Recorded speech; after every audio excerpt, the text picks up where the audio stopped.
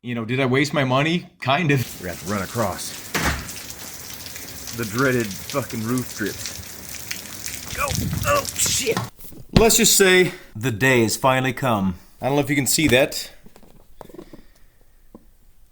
This is not a flex by any means. I paid way too much for this. I actually did open this already, so, you know, to confirm that the card was in here. You know how things go. This is not cheap. This is the 3090, and I don't know what this stuff is. It's some kind of a sticker. Cool. This is the absolute baddest card you can get on the market now. I don't even know if I can plug this in with my power supply. I have a 750 watt power supply, which is the absolute minimum that you're supposed to have to run this. But I don't even know if the connectors I have will be enough. Yes, I'm not going to even answer how much I got this for, but I got it for under the prices I've been seeing on you know, eBay, Craigslist, Amazon. Well under those prices, but I'm still overpaying by a ton, and you know, it's one of those things where it's just like, what do you do? Like, prices just keep on rising, and I'm just stuck here, you know, waiting for no reason. I'm just, you know, waiting and then making it to where it costs more and more for me. I don't know when this is going to end. The video is not over. So I'm going to set this aside on this dirty ass table. This one is honestly going to be more practical in terms of what kind of performance I'm going to see out of it, even though it's the cheaper of the two.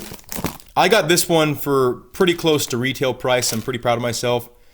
I did overpay for it still, but it's not like I did with the other item. These are finally coming down in price. I was just absolutely tired of editing videos and having them take hours to render. My audio was out of sync. It was just getting crazy. I was just done with it. Got myself a Ryzen 9. This is the 5950X. And this is going to help speed up everything when it comes to editing videos.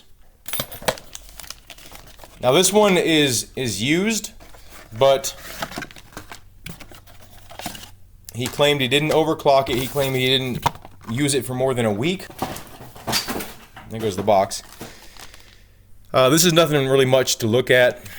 Let's be sure that this is a real unit. It looks real. Damn, it's denser than the other one that I have. So this is going to be replacing my 5800, and this 3090 is going to be replacing my 1660 Super.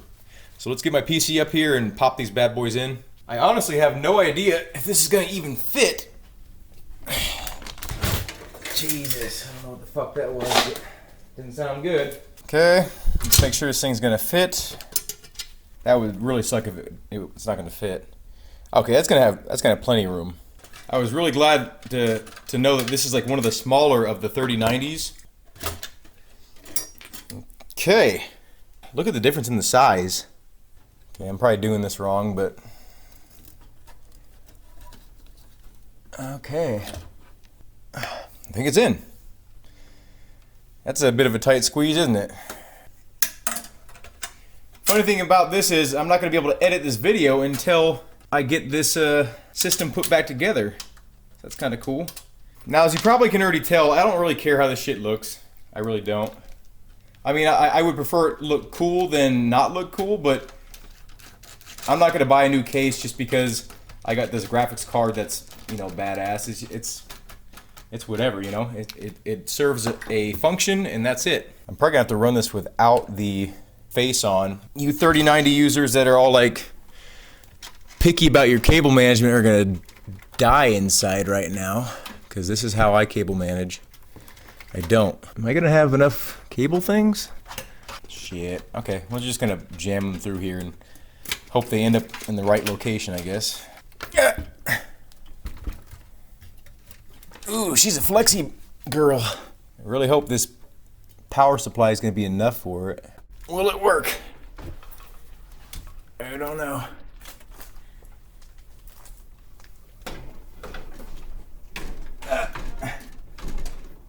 gonna be loud as fuck because I don't have a front panel anymore. Okay, I gotta go to BIOS and probably set this up. Oh, I changed my fucking RAM timings. Damn it. Okay, well this is the end result. Right now the lights are not on because I have this set for temperature reading. This will actually turn red when I get near 70 to 80 degrees. So it'll tell me my GPU is like working harder than normal. I figure that's more practical, more functional, instead of just having it look cool. There we go.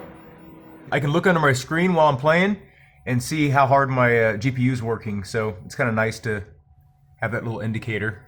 Okay, well we should be able to max out everything. And I mean everything. Okay, so far I'm gonna be honest, I'm not that impressed because my headset is not like a top of the line headset, so I'm not really pushing the graphics card, and this monitor is not a top of the line monitor, so the visual fidelity is not what I expected it would be. So I've tested it out in VR. It's great. The games that I was getting maybe 60 frames to 80 frames a second are getting like 200, you know, at least in the hundreds. I don't think I've seen anything less than 160. I can play Assetto Corsa with every setting maxed out in VR and have a butter smooth experience. My gaming monitor is a 1440p ultra wide. So for 1440, I think it's a little bit overkill. You could probably get away with a 3080 or a 3070 and be right where I'm at in terms of my satisfaction level. I'm just making this video to help people feel better about their systems. I was running a 1660 Super. I could have a pretty similar experience in terms of the overall quality with my Oculus Rift S headset. Needless to say, I would have to turn down a lot of the graphical settings, but if I cherry picked and chose specific graphic features that I didn't really care about, you know, I could get a pretty decent image out of my headset. I didn't actually need to get a better graphics card for that reason. The reason why I got a better graphics card is it was annoying to go back and forth between my graphics card settings for a monitor, for the headset, for the games and stuff like that. Now I can just set it and forget it. That's worth it for me because I always forget to tweak the settings to make it better for OBS while I'm recording a video or something like that. And then I forget to change it back, and then it's a bad experience for when I game. You know, it was just so frustrating to have to switch back and forth. That alone is worth it to me. Not to mention that my renders are way quicker because I'm using one of the best graphics cards on the market. You know, I don't have to worry about like my renders taking as long. So I have extra time in my day to get more work done. You know, my PC is completely just, I let it do its thing. Like when I'm rendering a video, like if it's 2 or 3 hours or something like that, like I've got a ton of effects on it. That's 2 or 3 hours I can't play on it, or that's 2 or 3 hours I can't do whatever I want on my computer. That's time, that's money. When I'm actually editing the video, like in real time, it makes it to where I don't have to wait forever for it to like do something. I can use GPU acceleration and get a lot more performance out of the applications I'm using. I also got the 5950X specifically for editing videos. I was more than happy with the 5800X in terms of gaming performance. It was awesome. If I didn't make videos, if I didn't create content, the 5800 would be my go-to choice. And honestly, the 1660 was fine. For instance, if you don't game with a VR headset, the 1660 Super, I could max out tons of the graphics settings. I could pretty much play every game I have on ultra settings with no slowdown, like at 100 plus FPS, you know. Don't feel bad if you're a gamer and that's what you have. Like it's a great graphics card. Like you really don't see a huge improvement unless you have like a monitor that can handle like 1,000 frames per second. What does it matter, right? I'm talking about for most people now. Like some people require high FPS for like, you know, first person shooter, competitive games, racing games. You know, you want the highest FPS possible so you have the least latency when you're steering. There are of course many reasons to just get like the absolute craziest system, but honestly I'm not as impressed as I thought I would be for the money I spent. I mean, it solved all my problems in terms of my main basic problems I had. You know, I just thought my computer was just gonna be this whole different beast, and it's the same beast, just a little bit more powerful. Like, and when I say a little bit more powerful, of course it can do some crazy stuff. You know, I could render some CGI with the computer I have right now, and it would probably keep up.